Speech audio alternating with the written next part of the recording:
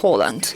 So the 21st century is known as the century of diseases of lifestyle, but also still we have a lot of infections and epidemics. For example, flu, measles, AIDS, and these are not just myth diseases, but really danger for us, because also viruses develop only in a sophisticated way after our fighting with them, and then also we have attack. We have also some biological issues, and also we have this movement, anti-vaccination movement, which is very dangerous for us. Also, the other function in protection of cities, is preventive measures, and cities themselves participate in these preventive measures. We would like to speak about the following. First of all, we would like to discuss the following things: how authorities fight epidemics now in cities. What about blowouts of old epidemics? Can they be dangerous? How can we manage the city in such a way that we can protect people from epidemics and diseases? And then refusal from vaccinations. How can these refusals from vaccination influence on our epidemiological situation? Now let's start. First, I would like to give the floor to Vyacheslav Smolensky, who represents the Federal Service on Supervision in the sphere of consumer protection and well-being of people, and he's responsible for sanitary well-being of Russian Federation. Thank you very much, Yuri. Coming back to our yesterday opening, Mrs. Popova, the head of our department, said that these problems of epidemics, it seems that we, really fought them, but still they're here, and.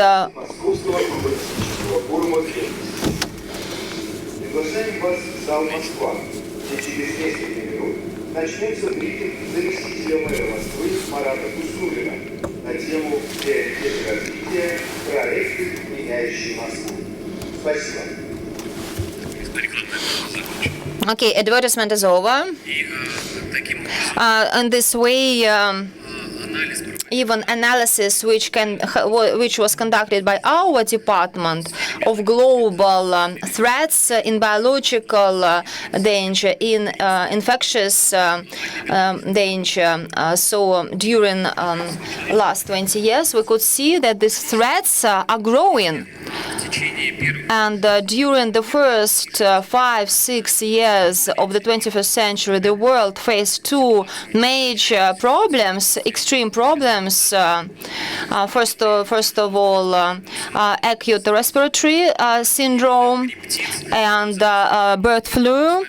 Then within last 5 years, also we witness another situation, like a lot of situations which needs our attention. Ebola outburst, then coronavirus, Zika, and also measles in Europe.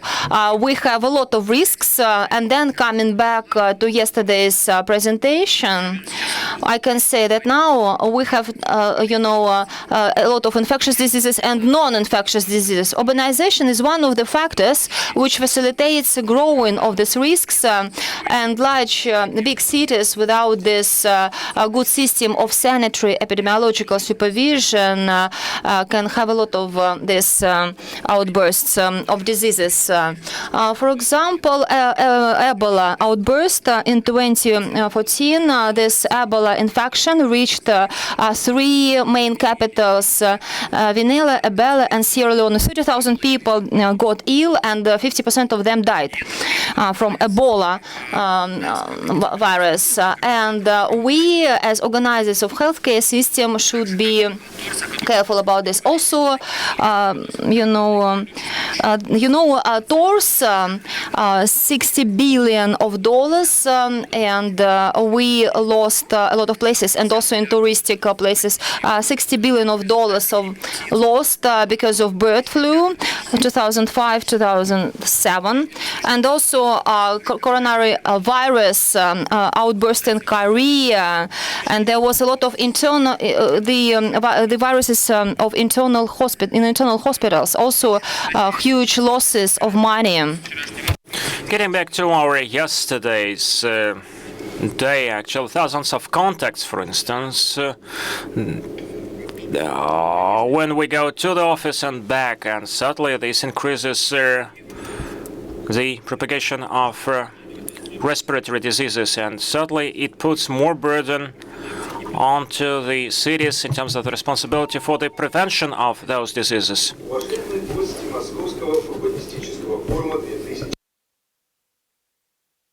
Colleagues, I can speak if actually voice doesn't disturb you.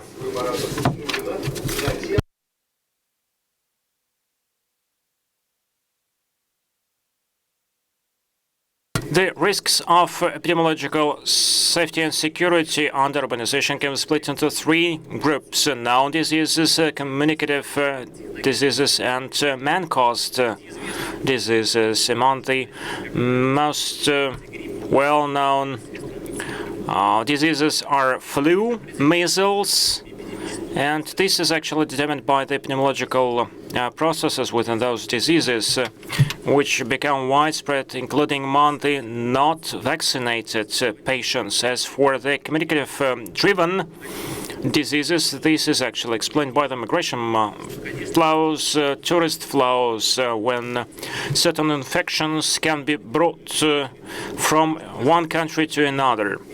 As for the man-caused diseases, they are driven by the urbanization of the communal systems. On the one hand, those infrastructures actually improve the quality of air and water, but if for instance, overseeing and controlling systems do not work, then some diseases can actually be spread through water.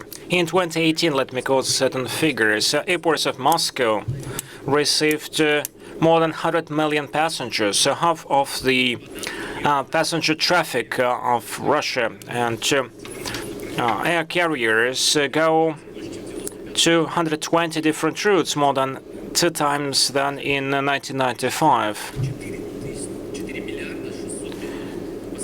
4,600,000,000 passengers daily. This is the annual global traffic. And for instance, if we take samples in the airports, we see that every 10th sample actually would reveal the acids typical of respiratory diseases. To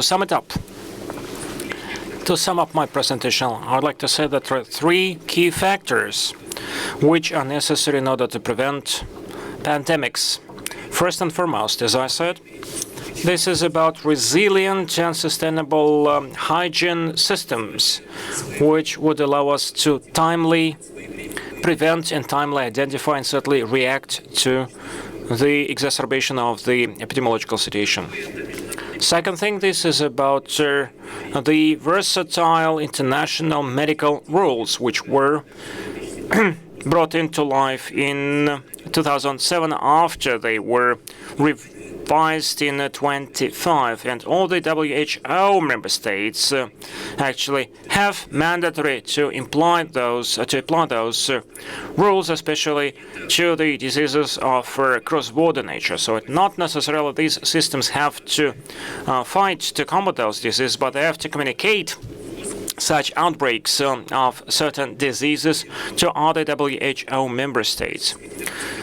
In Russia, the contact person, in terms of interaction with international bodies, that's the Rospotrebnadzor, or the Russian Consumer Rights Supervision Authority. And this helps us to to make sure that certain measures are being taken timely, especially in the airports, when we can recommend that clinics and hospitals are prepared for the outbreak of certain diseases. And the third component, this is about international cooperation in part of helping other countries in setting up their own potential to fight certain diseases. Neither Moscow, Russia alone cannot ensure total resilience to certain diseases, especially of cross-border nature. That's why we have to be preventive in terms of helping other countries, the neighbor countries, helping them to fight measles, to fight Ebola virus. And my agency is involved in more than 10 different projects assisting other international projects, and more than 40 million rubles have been allocated to these programs where we provide public awareness in the neighbor countries and the far away countries. Thank you so much, Vyacheslav. Unfortunately, we are limited in time. Dear colleagues, I'd like to draw attention to the fact that within that session, you will have an opportunity to participate in a survey, in a public opinion poll, and I invite you to download the official application from App Store or from Google Play. And saying that, I'd like to pass the floor to my colleague, Ms. Marit Lanlen, President from the organization which I called wrongly. So this organization is called Médecins Sans Frontières Holland. In Russian, it sounds as Doctors Without Borders, the Netherlands.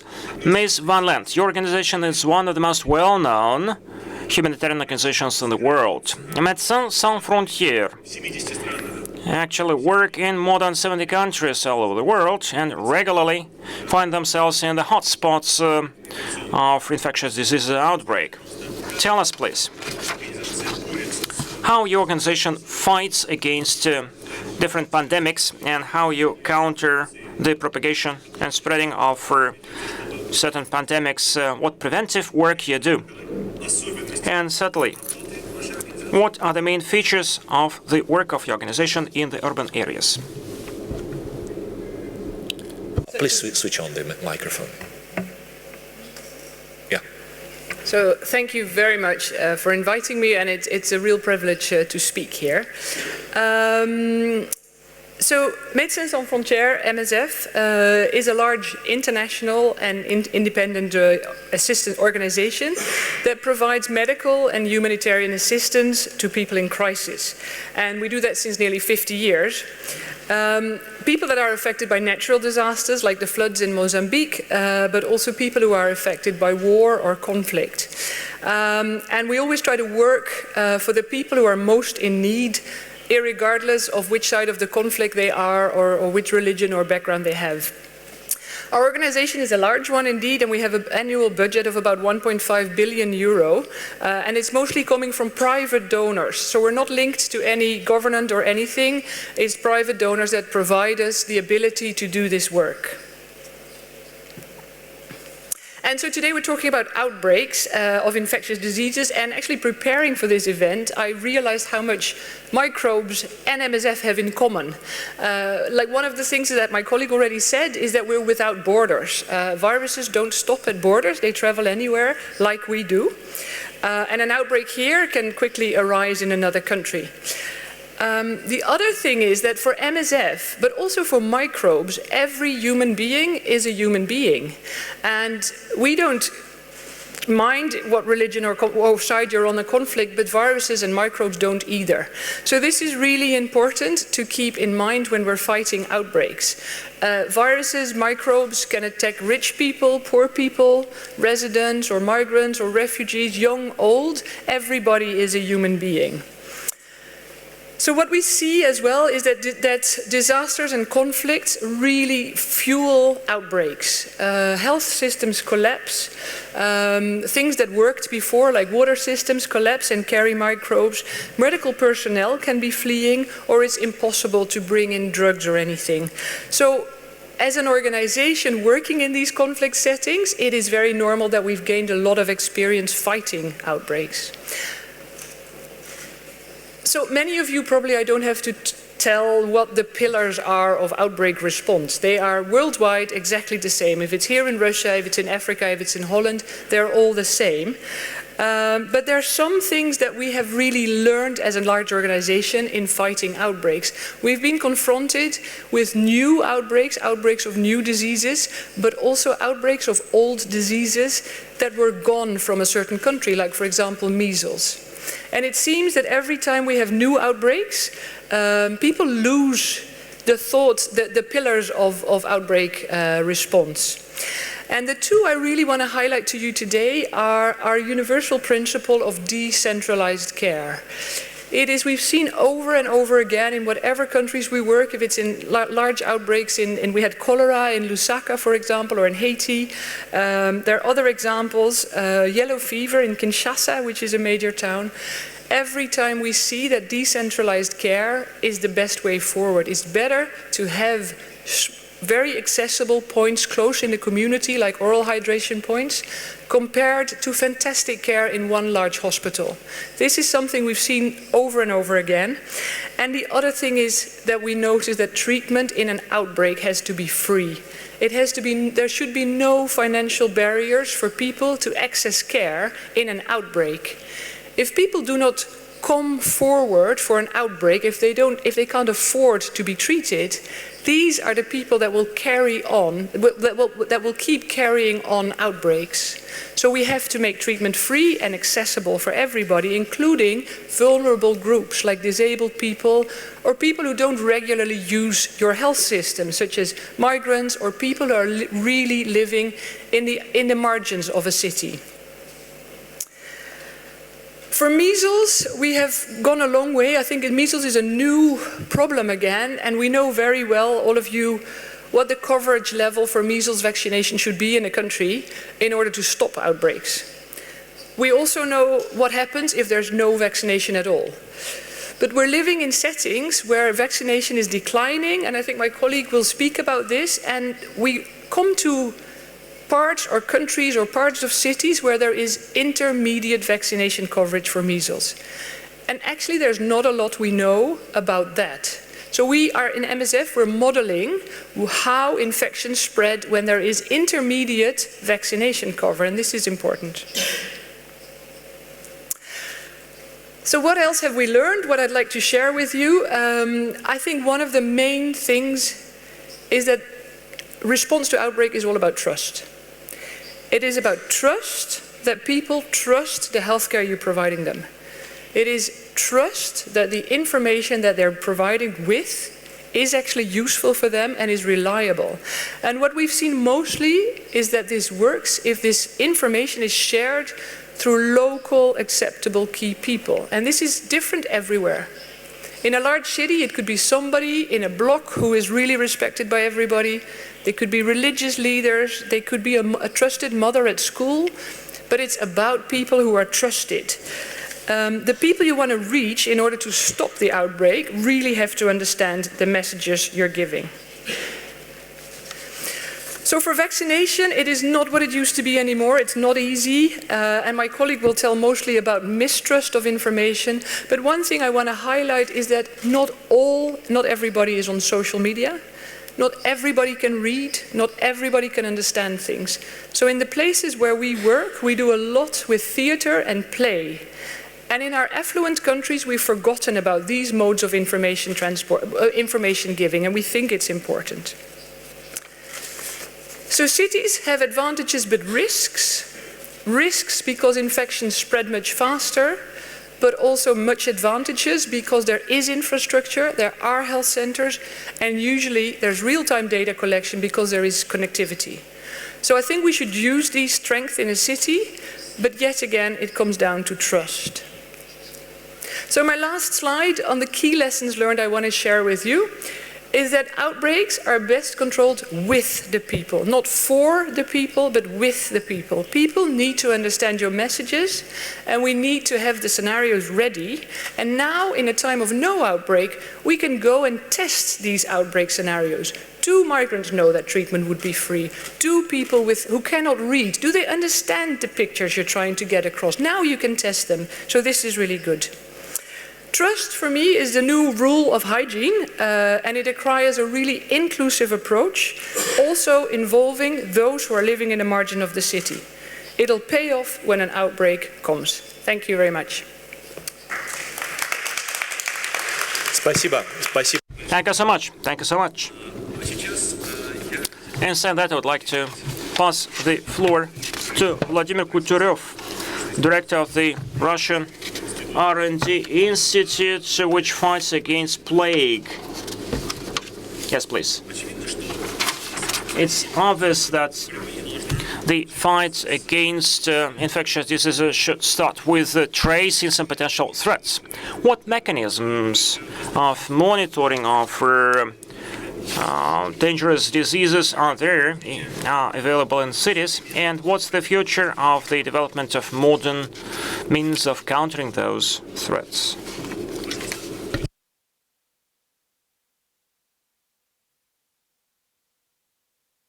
Dear colleagues, as far as we are limited on time, let me make several bullet points in response to the questions asked by the moderator. Speak about biological threats in the modern world.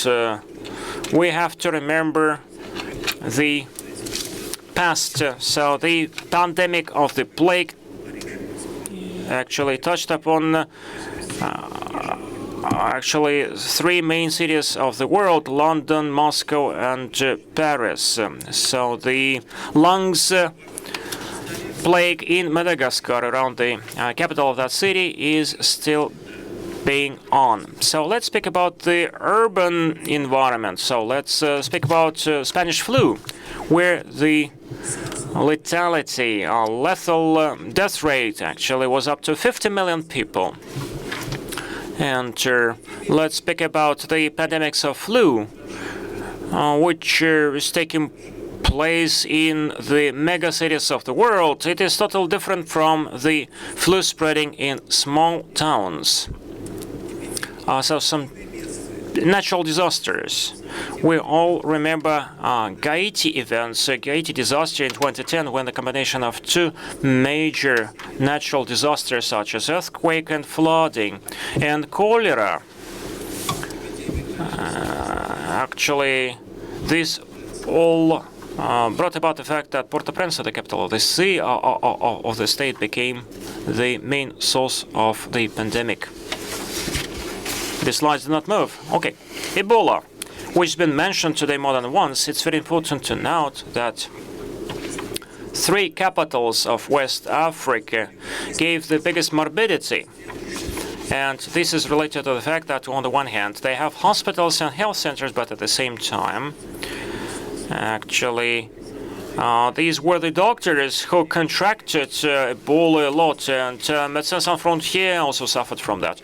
Russia contributed to the elimination of that pandemic, and the personnel which were trained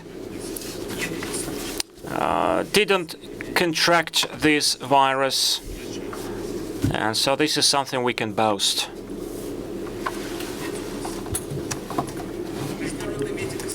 So the international medical and hygiene rules also are of pivotal importance. After the well-known events in West Africa, WHO came to the conclusion that we have to revise and improve the international hygiene rules, and Russia fully supports that stance, position. Russia is involved in the risk-driven or risk-oriented epidemiological oversight, which is aimed at preventing epidemiological complications. And therefore, the main risks can be split into the internal, external, and the bioterrorism. Actually, among the external threats, we see the bringing in of the infectious diseases carried by tourists. And there are such things as major international events such as, for instance, the World Cup, which Russia hosted in 2018. The World Cup was held by 11 host cities, and Russia managed to do that, avoiding infectious diseases. Speaking a little bit about the internal threats, this is about the green zones, which actually become the habitat of the main carriers of infectious diseases. This is about the introduction of new factors. This all actually affects the biological safety. So first of all, rats, for example, we can see we have so from 15 till 20% of a number of rats increased, and they also transmit about 30% of dangerous diseases. Then mosquitoes. Mosquitoes also transmit different diseases, starting from Zika and fever of the Western Nile. And also, I would like to pay your attention to the following.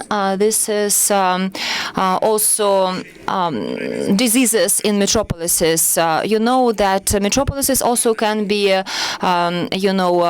city which can be attacked by bioterrorism.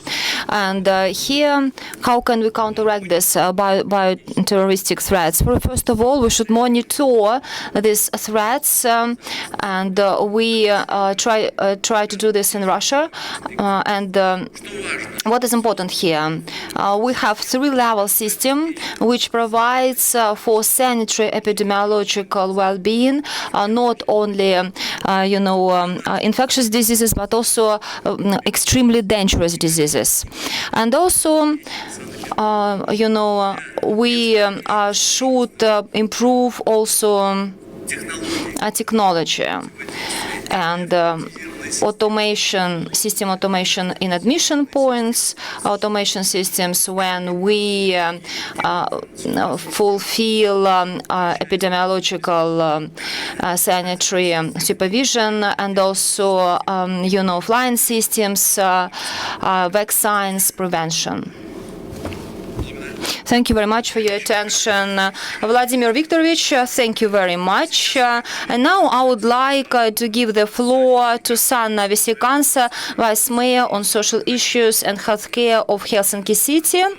We know that in 2018, Europe had an outburst of measles. In accordance with WHO, a number of people who got ill tripled those who got ill in 2016. One of the most serious problem in this context is that people don't trust vaccination, which leads to even higher risks of spread of diseases. How do you work with population in Finland regarding vaccination? And do you have some city programs in Helsinki in this aspect? How do you cope with untrust of people? Thank you, and very important topic to discuss also, since cities are also responsible on the most important aspect in the epidemics, so the prevention, how to really make it strong for the epidemics, but then also for this very important aspects that has been already mentioned here, trust of people. I will start with saying that there is a lot to worry about old epidemics coming back. I think this is important, and also then of course thinking that there could be new elements, new epidemics, for instance resistant bacteria, etc., that we really need to think about.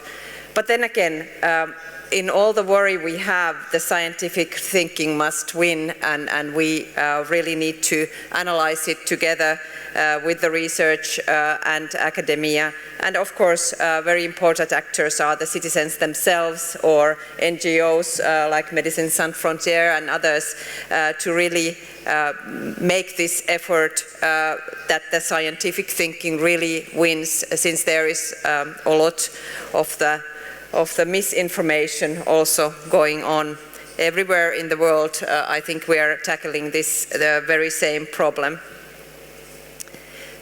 In Helsinki, and I think also in Finland, we cannot come to any other conclusion that you cannot take a shortcut in building trust, and trust is the core of really making the prevention work, keeping up the high vaccination percentages among people, and it is a long project. In Finland and Helsinki, we have been in a lucky position in the sense that we have had a very long, very strong national vaccination program, and the people have been also taking vaccinations very well. And for instance, the measles outbreak in Finland led only one single or two single cases, so we're still on a safe side, but of course we are following what's happening in the world very nearby in Europe, and trying to learn and making adjustments. But I think that what we have been succeeding, it's based in very strong health education, starting already from school. So in all the schools, children learn from both biology and then also health education, how to really take care of their own health, understand also why vaccinations work, what are the mechanisms and why it is important, and then also the maternal child health system that we have, that it's universal, every mother goes to the same clinic and then continues when the baby is born, that good information in a good way that is understandable. We also are learning from other very different settings, for instance, how to really, with the signs and pictures, when you for instance speak your other mother language than Finnish, how to really understand and explain. It is important, and it's not important to yourself only or your baby, but it's important for the whole community, not to create spots where the vaccination rate goes down. So it's protecting you and the whole society. We're also trying to build trust among those who are not so in high risk, who are not so vulnerable. For instance, to take the influenza vaccination during the winter to protect the older ones who are in much high risk. So creating messages like you can protect your parents or grandparents by taking the influenza. But I think we need to learn a lot also from social marketing, even more, how to make it understandable that people really feel that this is really important. If we only put the scientific results, it will not hit so hard. So the children in Finland, we have been able to keep the vaccination rate so high because in the schools we have school nurses in every school, and the children get the vaccination in the school, and it has been accepted that this is the way. Of course we discuss with the parents as well, but this is part of our very universal health program. I will give some examples from Helsinki. We were very worried that our MPR vaccination was not as high as we wanted, and it should be. It was below the 95%, and we did a lot of work to also to find those spots within Helsinki area where are the families who for some reason, or there was also problems of they have been recorded recorded elsewhere and things like that, but really to find out where are those who haven't taken the MPR vaccination, and now we are over the 95%, so happy for that, but really that's continuous work. There's always new children coming and always new families and always new misinformation, so you have to keep it up.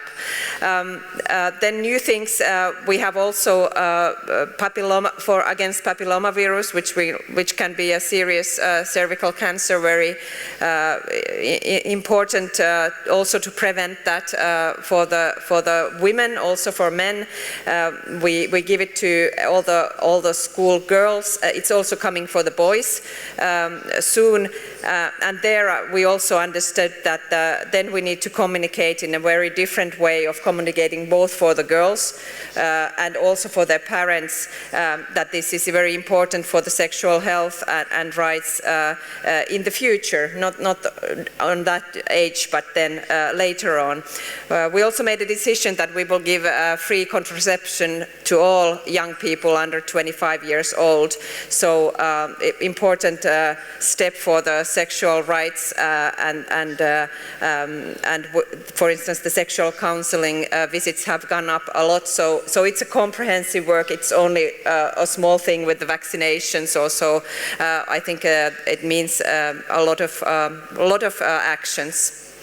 I will take some aspects to more that are not so easy and not so also politically can be very sensitive, but I think we have to stress this as well, although we have to keep it up the universal strong prevention program as well. Marginalized people are just as important group for the immunity as any other people, and we have been building different programs to really reach for instance, the homeless or undocumented migrants who are in Helsinki. We made the decision that we will give exactly the same prevention program for the women and children who are undocumented migrants, but also for adults. And this is important. It's, I think you put it very well. You have to work hard to reach those who are not easy to reach and to really build the trust, because we need to lower that step also, that the people are among us anyway, and we need to take care of this one, although it can create a lot of political discussion. And another thing, and politics can be hard, but for instance, drug users are amongst the most marginalized people in the cities, and I think this is a common problem to any big city. But there we have learned that harm reduction policies are very effective. Helsinki and Finland, we didn't see any HIV outbreak when it happened in many other European cities. We were able to start the needle and syringe programs as first cities in Europe, and that really prevented the epidemics, and we have been keeping it up.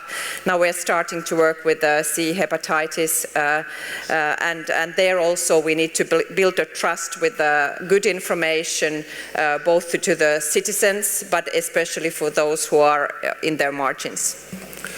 So with this word, I thank you. Спасибо. Спасибо большое, госпожа. Thank you very much. And now I would like to ask Konstantin Wojciechowicz. So the question about HIV and this epidemic is very important, and Russia is not exception here. So Konstantin Alexandrovich, what measures should be taken to prevent this disease? As I know, your organization carries out a lot of programs on prevention of this immune deficit virus. And what programs are working, and what programs could be working also? Actually, nothing new can be here for cities. So the components are all the same, which are applicable in the whole world to prevent HIV. This is mostly information, knowledge, and prevention. Tests, of course, diagnostics, and treatment afterwards. and also people should always have this treatment on a regular basis. During 40 years, we have had this HIV infection. Earlier, it was called AIDS, but now we call it mostly HIV. And this disease already is not lethal, it's just serious chronic disease. It means that we reached a lot of progress in treatment of this disease. And at the level of cities, at the level of any country, mobilization of all components which I mentioned is important, components which can really prevent HIV. And also it should be adequate to the scale of the problem which exists in cities or in countries or in any region of the world. So what do we have here in Russia? So during 30 years, the epidemics of HIV since 1988 till 2017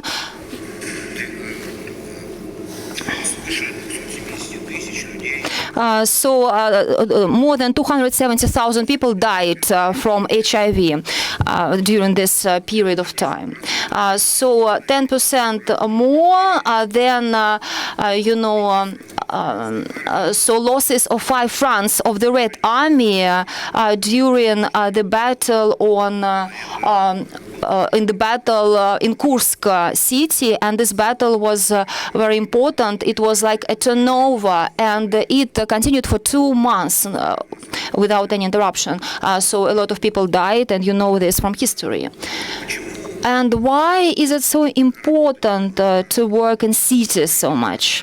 Unfortunately, cities are so they concentrate a lot of phenomena, including also a lot of human contacts, movement of goods, exchange of services, and that's why there is a lot of quantity human interaction, sexual interaction, of course, and there are a lot of risks. If we can research all this, how you can catch this, there is always the city in this chain, and it even can be present several times in this chain. It can be big or small, it can be metropolis, but always the city, always a city. And then when we work in cities, of course, we pay attention to the following, because here we have some groups, vulnerable groups of people who are subject to this HIV disease, and these vulnerable groups usually are also in cities. Bigger the city, more so, and this vulnerable group is larger usually in big cities, and that's why it's important to work. We have traditional practice. So last year, for example, we had a lot of budget for this, but still this chain and this this work with HIV, should include prevention of new cases, and also we should help people who already have this disease. We should start from the national level, and we should work also with local communities, people who live in particular street, in particular neighborhood. And also cities themselves, are quite active here. For example, several years ago, the Paris Declaration, International Paris Declaration, was signed. The initiative which wanted to get this goal 1990. It was in the political declaration of the National Assembly of United Nations. It means that 90% of people who have HIV, they know about the status. 90% of these people have good treatment, antiviral treatment, and 90% who have this treatment, they have this viral burden, viral load suppressed. And usually HIV diseases are very different.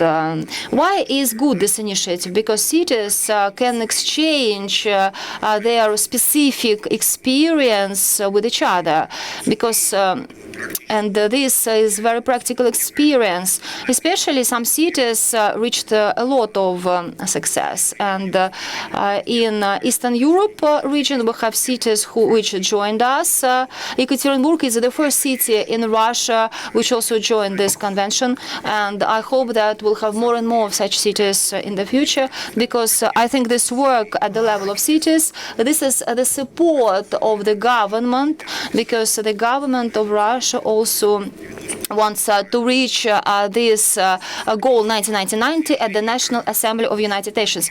So we can see that the civil society is moving towards this direction. Thank you very much. Thank you so much. I'd like to thank you. And now I'd like to pass the floor to Mr. Graham Alabaster from UN Habitat. Mr. Alabaster, it is well known that garbage actually facilitates the spreading of epidemics. And we see a lot of risks of pandemics due to the garbage. How should the system of waste management work, and how this work can decrease the risks of prevalence of certain diseases? Which steps have to be made by the city management in order to set such a management system? Sure, indeed, and again, very much appreciated to be invited to this very impressive forum, and indeed to this interesting discussion we're having this afternoon. The issue about waste, of course, we're seeing very much a changing world. We're seeing urbanization at unprecedented rates. We're seeing waste production because of changes in lifestyle increasing, but we're also seeing changes to climate. And it's when these issues all come together that it creates a real risk of epidemic related to waste-related diseases.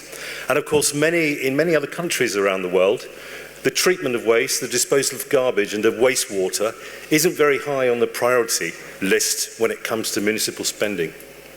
So we are on the cusp, if you like, of a very important area where we have to start to address an preventative approach to waste management in order to avert what could be quite a serious epidemic. In terms of waste production, for example, in the Russian Federation here, you produce 60 million tons of waste per annum. That's about, the normal for European cities, of which 10% you recycle. That's a bit higher than the global average. Sadly, only 5% of the world's waste in total is recycled. What's happening is landfills are filling up. The cost of landfills, of managing landfills, space close to the city is getting expensive. So it's driving up the costs of waste management, and if you like, the money that's available to treat waste and dispose of it is getting less and less. So these disease risks, what are they? Aside from the classic diseases related to poor waste disposal, cholera, typhoid, some of you I'm sure are familiar, my colleague mentioned about the issue of diseases like the plague, and for some of you will remember back in 2004 there was a huge epidemic in Surat in India, which is not a poor city in India, where plague took over the city, and it had a huge impact nationally on the economy of India. But in more recent history, we can look at the cases of Zika in Brazil. And it's actually been worked out now that the transmission, the way that worked in Brazil, in the Brazilian cities, was poor solid waste management disposal in the low-income areas of the city, providing the vector for the disease vector, the mosquito Aedes aegypti, to transfer the Zika. So if solid waste management had been tackled properly in the poor areas of Rio de Janeiro, we probably could have controlled the outbreak of Zika. This is a very clear example of what's going on. But Zika's not the only one. If you look around the world and you look at the way climate has impacted on different cities, the conditions now are right in many European cities for the re-emergence of vector-borne disease. And the cool temperatures have gone, so the mosquitoes, they can survive, and that will open a whole range of infectious diseases, dengue fever, chikungunya virus, to name but a few, and yellow fever. Imagine, for example, everyone knows if they go to certain countries in Africa on holiday, they have to have a vaccination for yellow fever. But there's lots of people in Europe who don't have that vaccination, and if for some reason yellow fever was transferred across international flights, we could easily have an epidemic in a European city because lack of vaccination, but the vectors are there and they're ready to go. So that's a very clear example of why you need to worry about waste management. I'd like to turn now to a little bit about liquid waste. Liquid wastewater, of course, is an easy one because a lot of people pump it into rivers and streams. It leaves the city. The impact is felt somewhere else, the damage to the environment and health is done. But perhaps one of the most insidious and difficult worries related to wastewater is the issue of AMR, of antimicrobial drug resistance. And we're seeing now in wastewater, whereas the problems used to be related to pathogens and to heavy metals and other areas, we're now seeing this situation where the levels of antimicrobial agents in some wastewaters in India, for example, are almost at the levels of being therapeutic.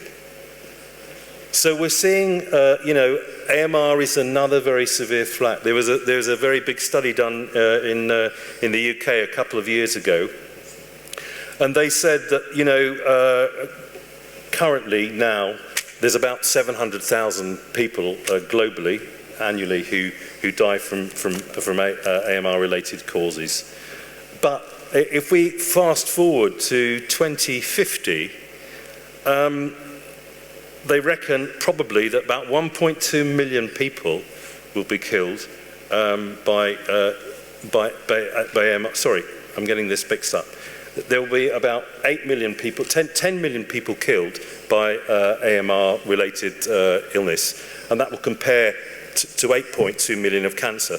So basically, if we don't deal with this issue of sanitation, waste and wastewater, we're going to find that lots of the diseases that we could treat easily with antibiotics are going to become untreatable, and we're going to get epidemics of classic related diseases. So another reason why we need to think very carefully about the waste that's produced in our cities. So what can we do to ensure that we get away from this? We have to, very quickly, because I know my time is up, we have to reduce the volume of waste that we produce. We have to encourage people to produce less waste. We have to reduce the amount of waste that is uncollected and littered, where we're providing reservoirs for disease vectors. We have to encourage recycling, so we're putting less waste into landfills. But perhaps most importantly, we have to change the attitude of people about how they waste management. We need to include all actors in society. Communities need to work with local authorities, and we need to put in place in cities waste management systems which are secure and are going to secure us against the effect of potential waste-related disease. Thank you for your attention. Спасибо. Спасибо большое. Thank you so much. Dear colleagues, I'd like to ask you to invite you to take part in our survey. For that, as I said, please download our official application, Moscow Urban Forum. Please find Urban Health, the title of our session, the hygiene rules, so whether still epidemics are on the agenda of the cities. So the first answer is compulsory vaccination and liability for refusal, strengthening of epidemiological control and monitoring in cities, tightening border crossing and screening rules for international traffic, and a radical increase in investment in basic research. And I have one more question to Mr. Smolensky. While you're voting, Vyacheslav, We heard a lot of examples, a lot of interesting strategies how to counter spreading of the epidemics. So, against the backdrop of high risks for the cities, international cooperation is of great importance. You spoke about how Russia contributes to fighting diseases abroad. What are their priorities in the international cooperation area in order to decrease the prevalence of certain diseases and epidemics?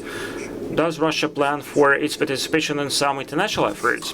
First and foremost, I'd like to thank all the speakers for very interesting presentations, especially the experience of Finland and what actually is related to Médecins Sans Frontières, who are operational in the countries with almost no hygiene oversight and healthcare systems. This is the areas where we can cooperate, not only in the only lines of the epidemiological authorities, but we can cooperate among local authorities, city management, etc.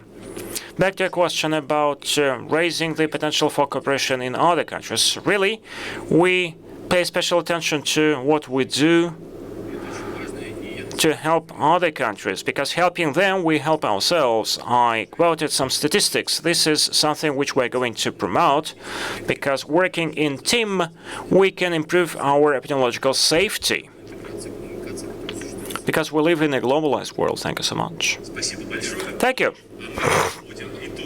And let us sum up the results of our research, our survey. So, what tools of regulating epidemiological risks have seemed to you most demanded? So, compulsory vaccination and liability for refusal is the winner. We only have to define the type of liability, whether this is a criminal liability or administrative liability or just a moral one. But the answers to that question will be left for separate discussion. And now I'd like to thank all our speakers, all our panelists, all the